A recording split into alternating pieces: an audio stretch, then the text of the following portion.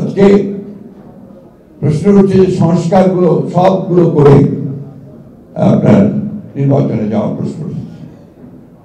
তাহলে কি আমরা 4-5 বছর ধরে অপেক্ষা করব, বা যতদিন সংস্কার সম্পূর্ণ হবে ততদিন ধরে অপেক্ষা করবে জনগণ যে তারা তাদের ভোটের অধিকার থেকে বঞ্চিত হবে?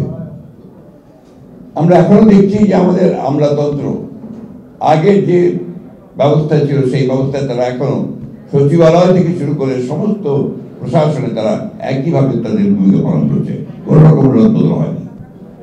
বিশ্ববিদ্যালয়গুলোতে লেখাপড়া প্রায় বন্ধ হয়ে গেছে, স্কুল কলেজগুলোতে সেই ধরনের লেখাপড়া আর হচ্ছে না, স্বাস্থ্য ব্যবস্থা প্রায় ভেঙে পড়েছে। এগুলো অতীত থেকেই এসছে, এখন সেগুলো কোনো পরিবর্তনের এত অল্প সময় সম্ভব নয়, কিন্তু আমরা সেই পরিবর্তনগুলো চাই।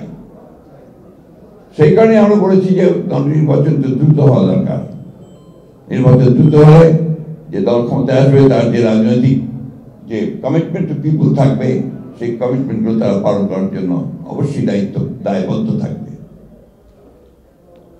আমরা এই কথা আমি গতকালও বলেছি, আমাকে একজন সাংবাদিক ভাই নিয়ে প্রশ্ন করেছেন যে অন্তর্বর্তীকালীন সরকার যদি নিরপেক্ষ না থাকে তাহলে একটা নিরপেক্ষ সরকার দরকার হবে নির্বাচনের সময়। আমি কথা বলেছি কারণ আছে, কারণ আমরা দেখি যে বেশ কিছু বিষয়ে অন্তর্বর্তীকালীন সরকার নিরপেক্ষতা পালন করতে পারছেন না। আমি তাই অনুরোধ করব, আমি প্রত্যাশা করব যে আমরা আশা করি যে অন্তর্বর্তীকালীন সরকার তারা সেই নিরপেক্ষতা পালন করবেন এবং দেশে যে সংকট আছে সেই সংকট থেকে দেশকে মুক্ত করবার জন্য তারা কাজ করবেন।